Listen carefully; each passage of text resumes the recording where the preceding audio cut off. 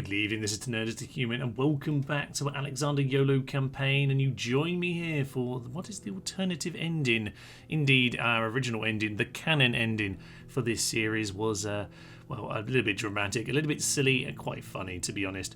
But some might feel just a little bit sad. And indeed, the comment section did have an alternative suggestion for me, so thank you to Demon Chaos for that. We'll get to that ending before too long, but indeed, with Alexander embracing the hubris, he would indeed backstab the rebels and eventually, in his shame, allow himself to be killed at their hands. Indeed, with that, the world would have fallen into chaos. Now, okay, there's the rebel anarchy chaos, which I embrace, absolutely. But of course, I do feel this would probably turn into the Diadochi Wars of history. No, no, no, no, no, we don't want that.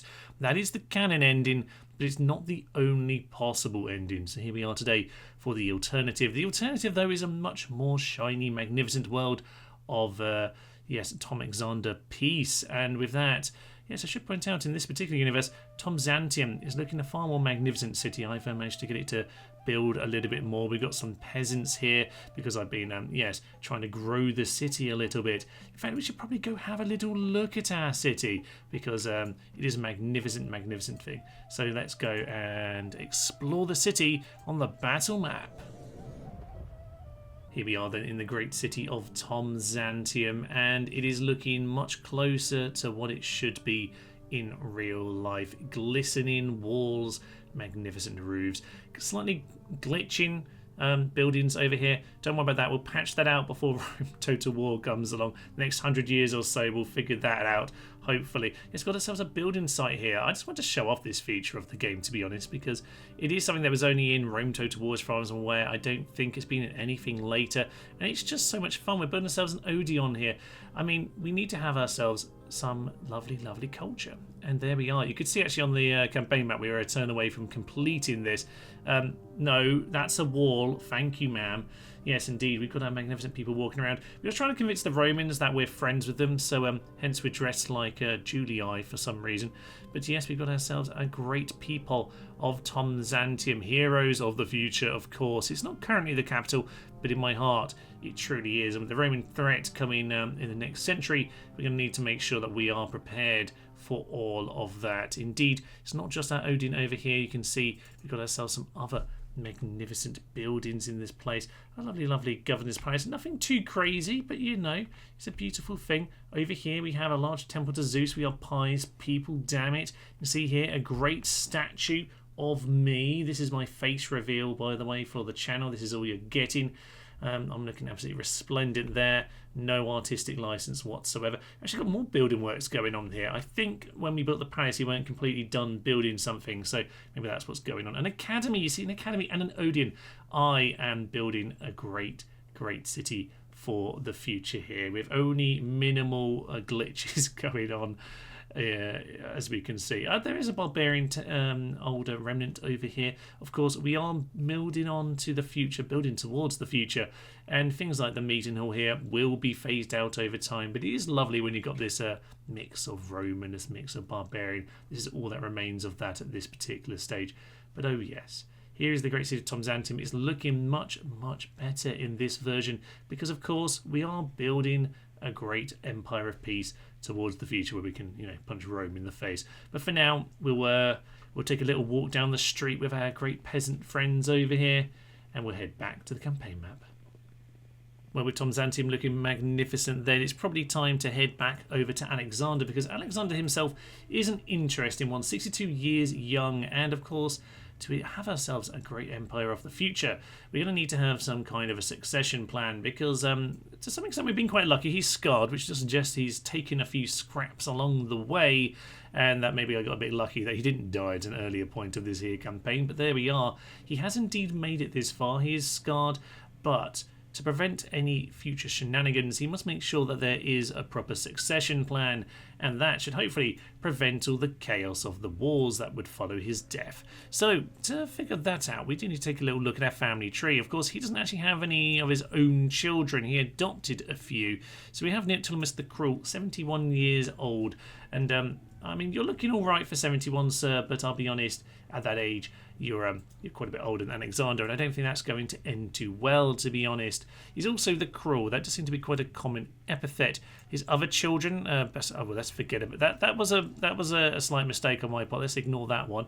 Breeze over that. Artemius, the honest, again. You've served us well, my good sir, but no, you're a man of the past, 64 years old. We can't be having that. Amy the Raffle, again, angry. So many angry people in this old age. They've spent all their years warring. I think that's probably why. But Amy has done a great job looking after Memphis. Someone had to do it, damn it. Alexander spent long enough down in Egypt trying to quell that himself. And we're beating up all those Persian armies on the bridge, of course.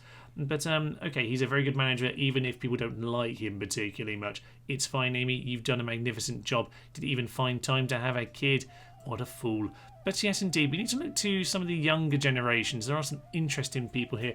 Many Raffle. We're going to have to try and avoid this. Yes, Attalus the Raffle, again, up in Azara.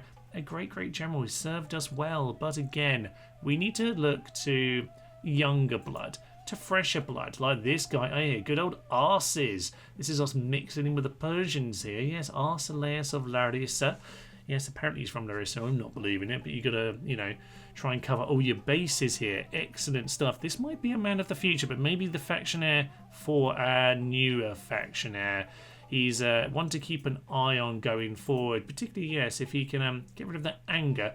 He's looking pretty darn positive. He's surrounded himself with some good men over here. Well done, sir. Maybe you are someone for us to keep an eye on. But no, I think I want a little bit more of a link to the past, actually. And we're going to instead head towards Parmeneon. Died peacefully. Mazzini, I will tell you, this man definitely did die peacefully. Fear not, he was an old man. And maybe we should look to some of his descendants here. We have Antisthenes of Patrai. A very good chap, to be fair. If Alexander was dying tomorrow at 49, this man absolutely could take over. A good bit of command, a brave drill master, a harsh governor, well respected and actually pretty darn good at his job. He certainly would be a good option. As for Adameus, no, unfortunately he's not really going to be the one, I would say. But his younger sibling here, Anateus Eritrea. Okay, none of these are actual children, I should point out. These are adopted children, I suppose. But yes, Anateus is an interesting one. He's a rounded lad. He's only 39, so he's still got quite a few years in him. Not the most spectacular in the world, but in many ways, who can follow Alexander? We need someone with a bit more balance, someone the right age, someone who's seen peace and seen the wars. We are a good 15 odd turns, I would say, since the end of Dahe, and in that time, this man has seen a good decade of peace. He's also seen a decade of war and what it can do to people. Yes, indeed, he has seen the wars. He's been in those wars, but he's also seen the peace, and he's got a little bit of perspective, and I think that's what we're going to need heading into our future realm of peace. 39 years old. Oh yes, sir. I think you are going to be our factionaire, and indeed that does boost up his influence just a little bit more. This lad over here, over in Draconia, I do believe. Yes, indeed. Draconia used to be run by a very interesting lad. Where is he? Yes, this lad, Brisson the Mad. An excellent manager, by the way. Well respected. He's just a little bit crazy. He's doing pretty well to have that many good stats. So, yeah, some good options in the Empire. I think many people can respect Parmeneon's chosen son. His third son will lead Alexander's people into the future. And I think with that, rather than fall into chaos, oh yes, the rebels could see that there was a great empire here. There was no need to rebel against the likes of Persia anymore. No. Instead, we should have a world of peace, and the rebels can join us in that, because yes, as Demon Gale suggested, why don't you just bribe the rebels? Indeed, we could have just bribed the rebels all along. Excellent point. I couldn't have done that until I had a bit more money in the bank, to be fair, but once I did, yes, absolutely was an option. Now, I do think the canon ending remains the canon ending. Alexander Tomixander was just the kind of hubristic lad who I think would have backstabbed these guys eventually. Indeed, here they kind of served their purpose. There would be a few problems, actually, because there's quite a few, particularly rebels, standing around in the rear of the Empire who might have been an issue. We do have some peasants. Yes, I was feeding Tom Xantium with peasants, so I might have slightly overdone that, but anyway, it's fine. repopulating people to Tom Zantium. Very sensible thing to do. But yes, we could have just bribed them, but I didn't feel like it kind of fitted the original ending. It kind of just happened naturally anyway because of the way that the rebels ended up having some of the cities we needed to win. I absolutely would have just got the normal win conditions, but it's just the way the cookie crumbled. The way the game fell meant that we had to attack the rebels to win, or indeed bribe them. And it just felt like, yes, I didn't think about bribing first and foremost, but Alexander himself probably would have done the backstabbing. But in this universe where he sees the light, he sees the future of his empire, indeed it'll be Leonatus of Centuripai, who is going to do the jobs. Kiambaka, who is 19, he tells us in the comments. Yes, this is what it looks like when you have to trek across the desert for us. So we will instead use diplomacy. We will bring the rebels to our side. We will become the rebel anarchy in many ways, and we will make them an offer they cannot refuse. I mean, I'm giving them quite a lot there, 140,000. And with this, with this victory and glory, that is our 30th settlement, and with that the game will kick me out, but I will mute myself as the exit video will play. The great empire of Persia is crushed, and its people acknowledge you, their ruler.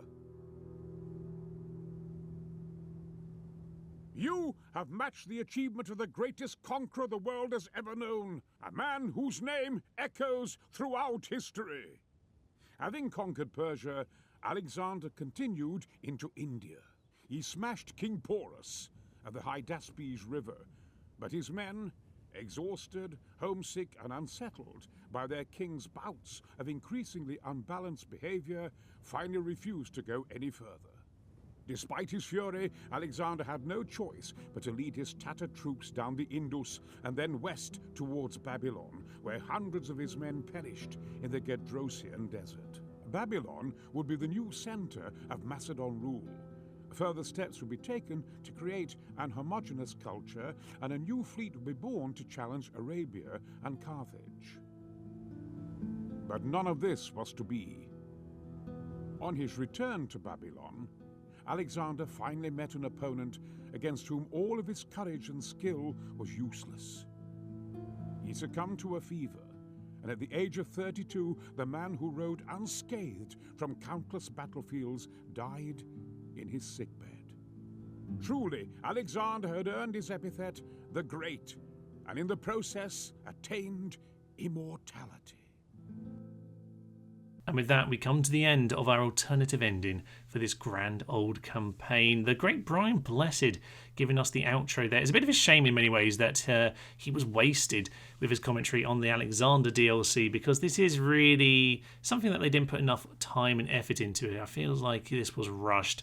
There could be so much more potential from Alexander, but there we are. Even the remaster just basically reskinned it and didn't fix any of the major issues, which I think is a big shame and a big missed opportunity. Nonetheless, we've had a good time here playing this here today. Thank you all for joining me along with that.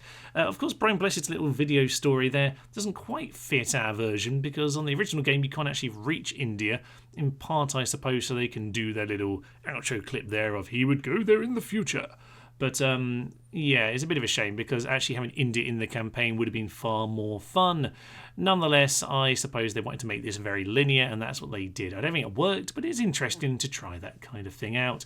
But yes, I will say the original ending will remain my canon ending, but I did think it was fun to embrace Demon Chaos's comment there from the original video and just play out this particular version of the ending. And you know what, in many ways I do like it. It's very nice and rounded. It probably would have been kind of similar to this kind of end if we hadn't have had some of the Persian cities rebel, too many of them rebel for us to win the game legitimately. So you know what, this just felt like the right way of doing it. Alexander dying in the original ending, oh yeah, it just kind of felt right. If he were to betray the rebels, he should die of shame, damn it. But no, I enjoyed making this little alternative ending here. Nice to have a tour of the city of Tom Zantium as well. So I hope you all enjoyed that. If you do want to play along with this yourself, by the way, with the slightly modded maps, a few tweaks to mercenaries, India being in the campaign, for example, I do have a link to a Google Drive where I have my versions of the files. So if you want to access that, you can go on to Patreon. You don't have to become a paid member, just a free member, absolutely will do, and you can have access to the Google Drive link where you can get those files. So if you do want to do that, there will be a little link in the description below. But for now, I will leave you. Thank you so much for joining me. It's been really fun having this interactive campaign here for our 10,000 subscriber special. For now, though, I will leave you. I'm Thomas. This is Nerd Team. This has been Rome Total War Alexander. Thank you, and tally ho. Send in the camels, those shiny, smelly camels. Oh, the anarchy loosed upon the world, apart from over here where we're kind of routed. Stupidity got us into this mess. Stupidity will get us out of it, damn it. We will have a last stand at some point. But it's not today.